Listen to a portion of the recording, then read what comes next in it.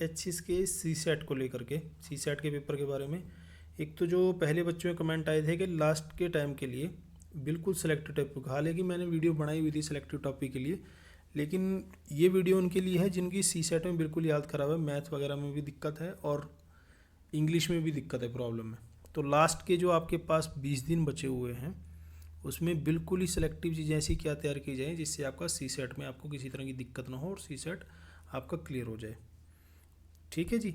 और दूसरी हम बात करेंगे कि सी सेट में आपको कितने क्वेश्चन आप अटैम्प्ट करने हैं।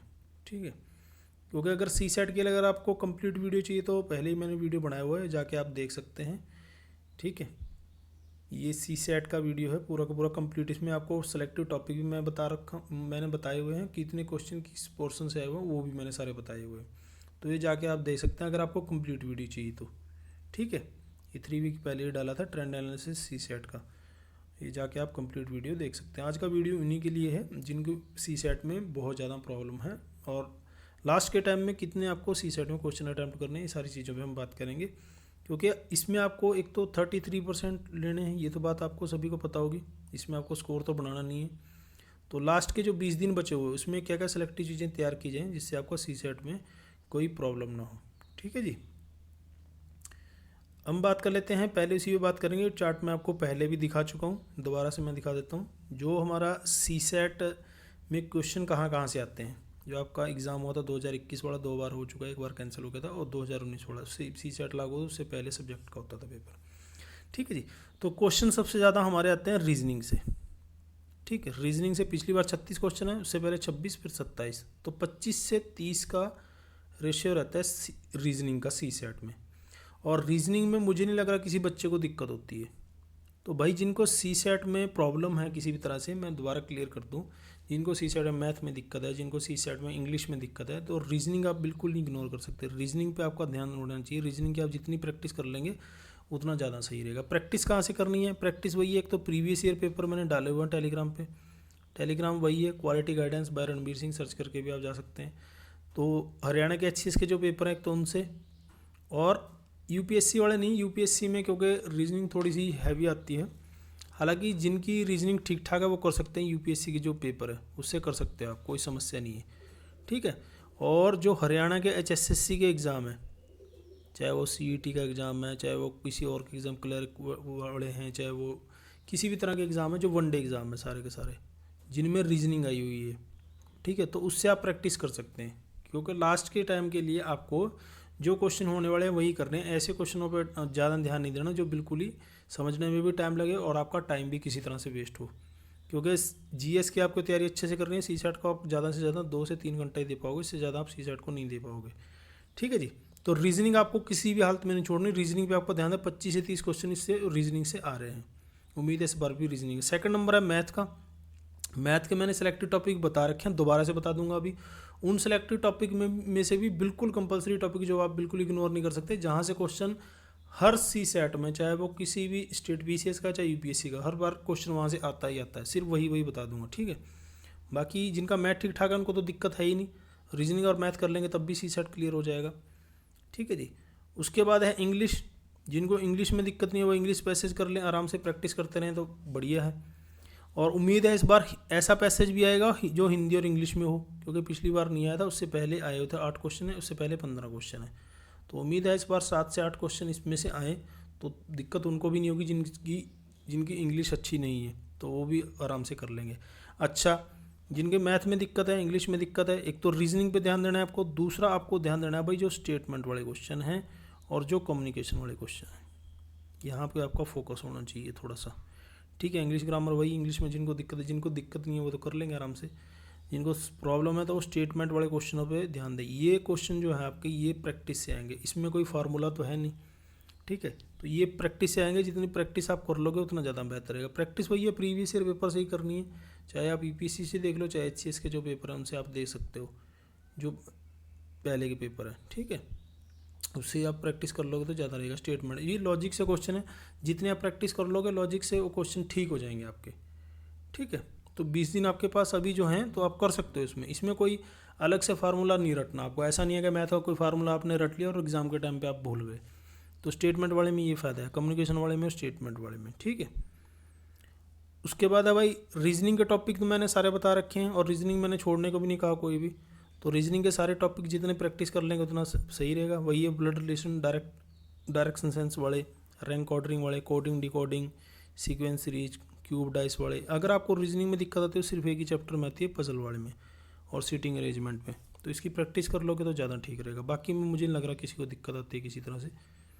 तो ये टॉपिक सारे के सारे वही हैं, आप दोबारा से देख सकते हो, स्क्रीनशॉट भी इनका ले सकते हो, ठीक है जी। उसके बाद है मैथ के चैप्टर मैं आपको बता देता हूँ। जिनको मैथ में समस्या नहीं है वो सारे टॉपिक मैंने पहले ही बता रखे हैं, दोबारा भी आप नोट्स कर सकते हो। वही है number system, average, problem of age वाले, percentage, profit loss, ratio proportion, partnership, time and work, time distance, pipe and टंकी वाले जो प्रश्न हैं, प्रॉब्लम ऑन ट्रेन वाले, बोट स्ट्रीम वाले, ठीक है। Simple interest, compound interest, calendar, clock, number series, area, triangle, circle और पाई चार्ट। ये तो हो गए सारे टॉपिक। अब जिनको मैथ में दिक्कत है उनको मैं बता दूं, बिल्कुल कंपलसरी टॉपिक जो है आपके पास, एक तो ये 3 टॉपिक हैं, टाइम एंड वर्क, समय और कार्य वाले, समय और दूरी वाले, पाइप और टंकी के। इनसे क्वेश्चन हमेशा आता ही आता है, 2-3 क्वेश्चन इनसे हर बार आते हैं। हो सकता है ज़्यादा क्वेश्चन भी आ जाएँ, 5-6 क्वेश्चन भी आ जाते हैं, लेकिन 2-3 क्वेश्चन तो हर बार हर एग्ज़ाम में सी सेट वाले में आते ही आते हैं। इनका फार्मूला वही है कि जो आपको दे रखा है वर्क उसका हम एलसीएम ले लेते हैं, ठीक है। उसी हिसाब से फिर इसको करते हैं। अगर आपको ये नहीं आता किसी तरह से इनके, इसमें भी अगर आपको दिक्कत है तो मैं इस पर वीडियो बना दूंगा आपको। इनमें तीनों में एक ही फार्मूला लगता है ये, ठीक है। पाइप और टंकी वाले में, और इसमें समय और दूरी वाले में, समय और कार्य वाले में, ये वही एलसीएम वाला फार्मूला अगर आप फिट लगा लोगे तो सारे क्वेश्चन आपके हो जाते हैं। बाकी प्रैक्टिस की बात है। तो ये तो आप किसी भी हालत में तीनों टॉपिक तो आप छोड़ ही नहीं सकते, कर लोगे तो ज़्यादा ठीक रहेगा, ठीक है जी। दूसरा जो है वो ये टॉपिक है, ये दोनों भी ऐसे ही एक दूसरे से जुड़े हैं, प्रॉब्लम ट्रेन वाले और धारा और नाव वाले, ये भी एक दूसरे से जुड़े हुए टॉपिक हैं दोनों के दोनों, ठीक है जी। इनसे भी 1-2 क्वेश्चन आता ही आता है। तो ये 5 चैप्टर तो आपको करने हैं, 5 क्या 2 ही हो जाते हैं, ये तीनों एक से जुड़े हुए हैं और ये 2 एक से जुड़े हुए हैं। तो ये आप कर लो, ठीक है जी। अच्छा, इसमें अगर आप छोड़ना चाहो ये तो छोड़ ही दोगे सारे के सारे, ठीक है। एरिया वाले, क्षेत्रफल वाले, ट्रायंगल वाले, वर्थ वाले, पाई चार्ट कर लेना अगर करना चाहो तो, ठीक है। और एक यहाँ से देख सकते हो, अगर आपको इसमें दिक्कत नहीं है किसी भी तरह से, ब्याज वाले में करना चाहो तो कर सकते हो, अगर समस्या है तो छोड़ देना इसको, कोई समस्या नहीं, फिर मत करना इसको, ठीक है जी। और उसके बाद आपका जो बचता है वो बचता है, एक तो आयु संबंध एवरेज वाला क्वेश्चन, ये कर लेना, ये ज़्यादा दिक्कत नहीं है इसमें, मुझे लग रहा किसी बच्चे को इसमें दिक्कत होगी, ठीक है जी। और प्रतिशतता वाला कर लेना, प्रतिशतता वाला कर लो। ये प्रॉब्लम में एज, ये भी कर लेना, ठीक है जी। इसमें से एक कर सकते हो अगर टाइम आपके पास बचे, अगर आपको समस्या ना हो, ना अनुपात से अनुपात, वैसे ये टॉपिक पढ़ा है, छोड़ना चाहो तो छोड़ देना।